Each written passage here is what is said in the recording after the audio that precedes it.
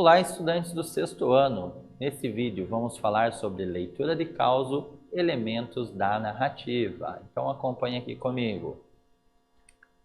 Bom, vocês lembram então quando o foco narrativo é em primeira pessoa ou quando ele pode ser em terceira pessoa? Lembram aí?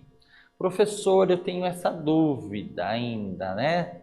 Por favor, vamos relembrar então? Vamos lá, então o professor vai ajudar vocês.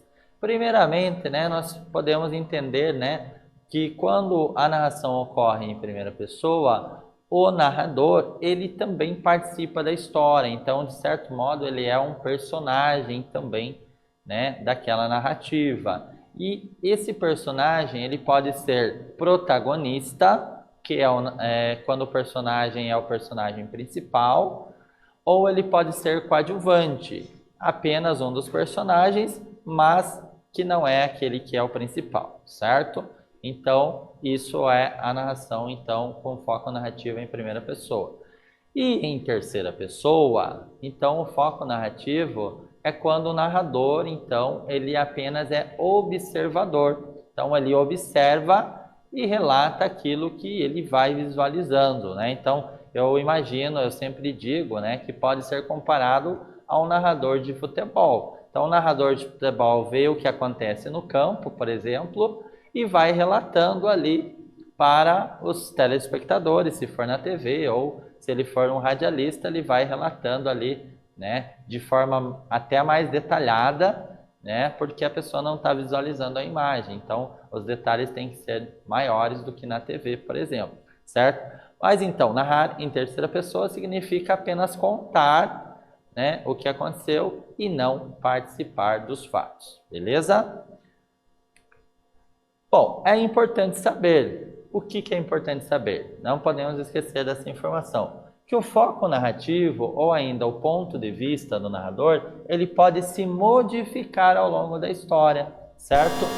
Como alguém que ouviu ou ainda reinventou a história, o seu ponto de vista está em primeira pessoa, pois participou desta etapa.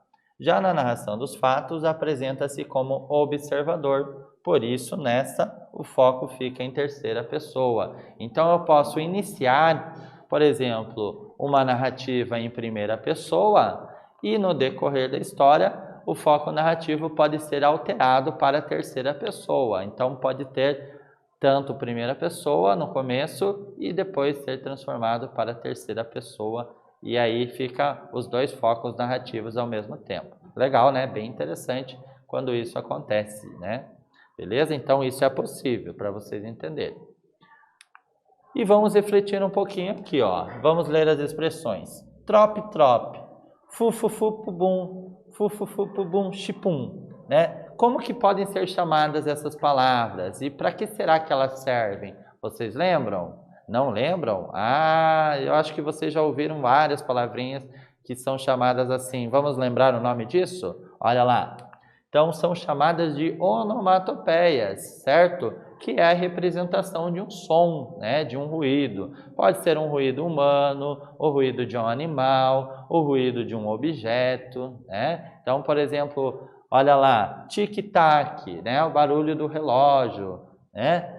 Aquele Z ali, vários Zzinhos, por exemplo, né? Que representam uma pessoa dormindo, ou ainda cough, cough, que representa a tosse, por exemplo. Certo? Bacana, né? Agora você lembrou, então, o que são onomatopeias. Perfeito, certo?